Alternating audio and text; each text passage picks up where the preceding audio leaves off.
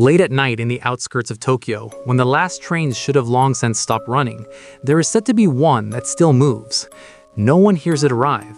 No one sees it on any schedule. But sometimes, people get on. It began with a man named Hiroshi Tanaka, a quiet office worker who stayed too late one evening. The city had already thinned out, neon lights flickering over empty streets as he hurried into the station. The final train announcement had already echoed through the halls, yet when he reached the platform, a train was still there, waiting. Its doors were open. The lights inside glowed faintly, not the usual bright white, but a dull yellow, like something old and tired. Hiroshi hesitated.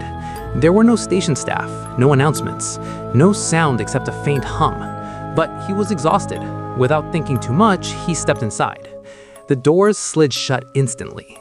At first, nothing seemed wrong. The train moved smoothly, the rhythmic clatter of wheels against tracks echoing softly. A few other passengers sat scattered around, silent, motionless. Some stared at the floor, others gazed out the windows. No one spoke. Hiroshi sat down and checked his phone. No signal. He frowned. That wasn't unusual underground, but the train should have surfaced by now. He looked outside. There was no tunnel wall, just darkness. Not the darkness of night, but something deeper, endless, like the train was moving through a void. Minutes turned into what felt like hours. The train never slowed, never stopped. No stations appeared, no announcements came. Hiroshi tried to calm himself. Maybe it was a malfunction. Maybe they were rerouting.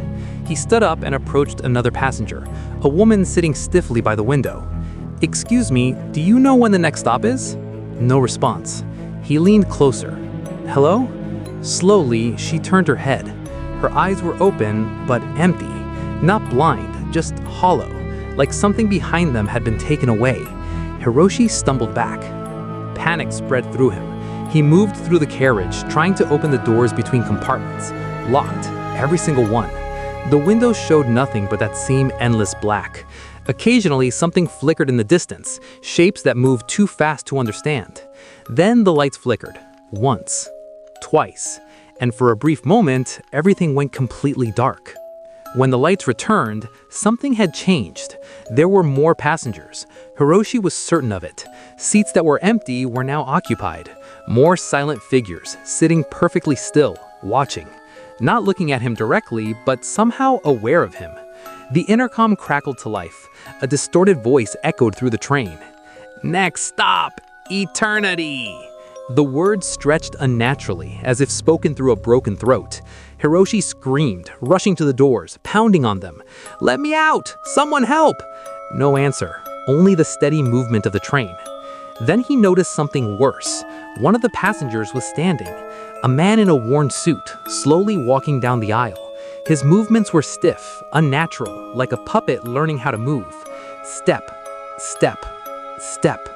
He stopped in front of Hiroshi. Their eyes met, and the man smiled. Too wide, too wrong. "You boarded," he said softly. His voice echoed slightly, like it didn't belong entirely to this world. "Now you stay." Hiroshi tried to run, but his legs wouldn't move. It felt like the air itself had thickened, wrapping around him. The other passengers began to turn their heads, one by one, all looking at him now. Their expressions were empty, but their mouths slowly began to open, as if they were trying to speak or scream. The lights flickered again. This time, when they came back, Hiroshi was sitting, perfectly still, staring forward, silent. The train continued on, endlessly. Days later, people reported something strange at the same station. A train arriving long after service had ended, its doors opening briefly. No one stepping out, only silence inside. Until one night, a tired commuter rushing to catch the last ride home saw it waiting. The doors were open, the lights dim, and inside, passengers sat quietly. One of them looked up.